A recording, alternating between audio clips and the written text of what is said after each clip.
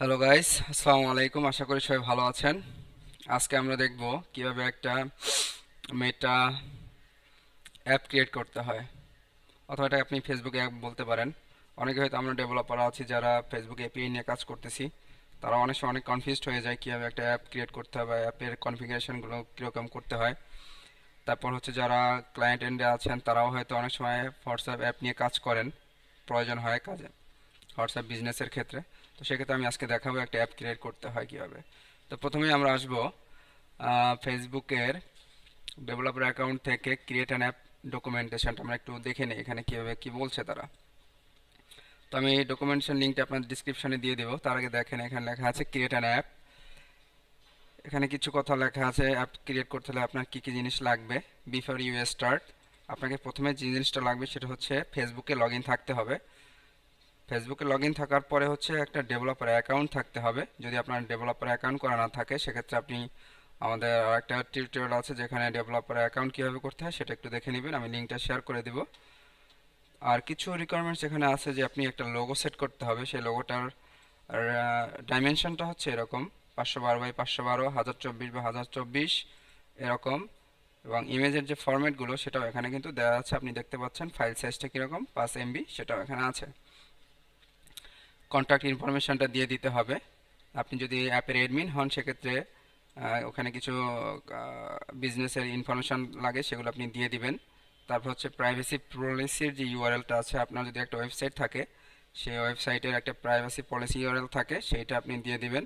এটা যে কোনো একটা ইউআরএল হতে পারে, আপনার ওয়েবসাইট হতে পারে, অথবা থার্ড পার্টির যে কোনো একটা আপনি ব্লগ হতে পারে যেখানে আপনি আপনার প্রাইভেসি পলিসিটা মেনটেন করেন, সেখানে ইউআরএলটা দিয়ে দিতে পারেন। তারপর হচ্ছে যে একটা এপিআই কলব্যাক থাকে সেটা আপনি দিতে পারেন, এটা অপশনাল, আমার মনে হয় এটা আপনার প্রয়োজন হবে না। আর কিছু লিমিটেশনস আছে, দেখেন হয়তো আপনি ম্যাক্সিমাম 15টা অ্যাপস ক্রিয়েট করতে পারবেন। হ্যাঁ, যদি একটা বিজনেসের অ্যাকাউন্টের সাথে ম্যাক্সিমাম 15টা অ্যাপ আপনি লিঙ্ক করে নিতে পারবেন। এরপর হচ্ছে ইউজ কেজ, আপনি এখানে একটু দেখে নেবেন। Authenticate, log in, game, other apps type, মানে কী ধরনের অ্যাপস আপনি ক্রিয়েট করতে পারবেন। এই যে এখানে লেখা আছে দি ফলোজ আর অ্যাভেলেবেল ইউজ কেজেস, এই 3 ধরনের অ্যাপস আপনি ক্রিয়েট করতে পারবেন। Next step. তো এটা গেল বেসিক ডকুমেন্টেশন। আপনার আরও বিস্তারিত জানার জন্য এই লিঙ্কটা ভিজিট করে একটু রিড করে নেবেন। নেক্সট আমরা এখন যাব কীভাবে একটা অ্যাপ ক্রিয়েট করব। তো অ্যাপ ক্রিয়েট করার জন্য আপনাকে আপনার বিজনেস অ্যাকাউন্টে লগ ইন থাকা লাগবে।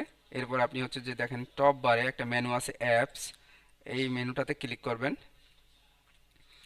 ক্লিক করার পরে এরকম একটা ইন্টারফেস চলে আসবে আপনার সামনে।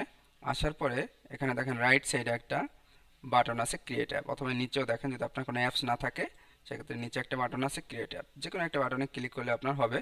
তো ক্রিয়েট অ্যাপ বাটনে আমরা ক্লিক করলাম। ক্লিক করার পরে এখানে দেখেন 3টা অপশন আছে, authenticate and request data from users with Facebook log in, তারপর হচ্ছে launch a game on Facebook, আর একটা হচ্ছে others looking for something else.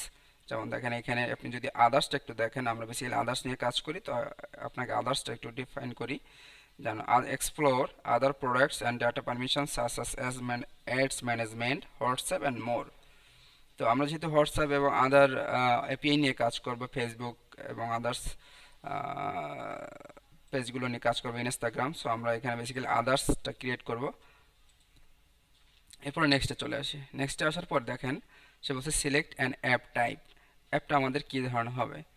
তো আপনি সবগুলো একটু পরে দেখতে পারেন, বাট আমরা একটা বিজনেস অ্যাপ ক্রিয়েট করি।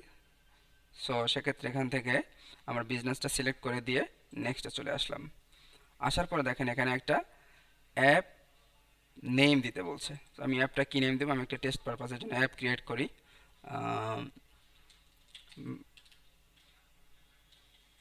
ডেভেলপার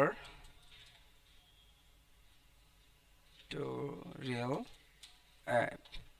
এখানে আমার ফেসবুক প্রোফাইলে যে ইমেলটা অ্যাড আছে সেই ইমেলটা কিন্তু অটোমেটিক্যালি সেখানে নিয়ে আসছে। আপনি চাইলে এটা ডিফারেন্ট কিছু দিতে পারেন, তবে আমরা বলবো যে আপনার মেটাতে যে ডেভেলপার অ্যাকাউন্টের যে ইমেলটা ছিল সেটি আপনি এখানে ইউজ করবেন। তারপর হচ্ছে বিজনেস পোর্টফোলিও, যদি আপনি এটাতে কোনো বিজনেস অ্যাটাচ করতে চান, মানে আপনার অ্যাপটা আপনি আপনার বিজনেস অ্যাকাউন্টের সাথে অ্যাটাচ করে দিতে চান, সেক্ষেত্রে আপনি এটা সেট করে দিতে পারেন। আমার এই মুহূর্তে কোনো বিজনেস ম্যানেজার অ্যাকাউন্ট নাই, যে কারণে আমি হচ্ছে এখানে অ্যাটাচ করছি না, এটাকে আমি অ্যাটাচমেন্ট ছাড়াই এটাকে ক্রিয়েট করে দেব। এখন আমি যদি ক্রিয়েট অ্যাপ বাটনে ক্লিক করি, দেখেন এখানে আমাকে ফেসবুকের পাসওয়ার্ডটা দিতে বলছে।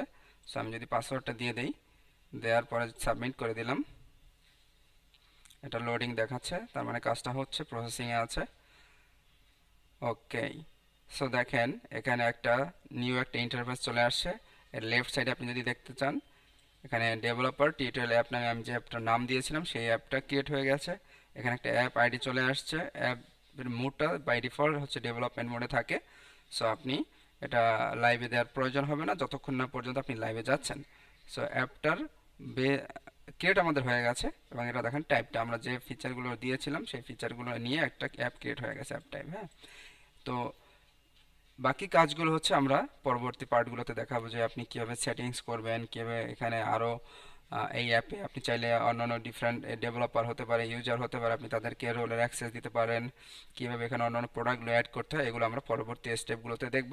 বাট আপাতত এই মুহূর্তে আমাদের অ্যাপটা ক্রিয়েট হয়ে গেছে। তো আমি যদি আবার এই অ্যাপস মেনুতে ক্লিক করি, এখানে আমরা দেখবেন যে আমার এই অ্যাপটা এই লিস্টের মধ্যে অ্যাপটা কিন্তু চলে আসছে।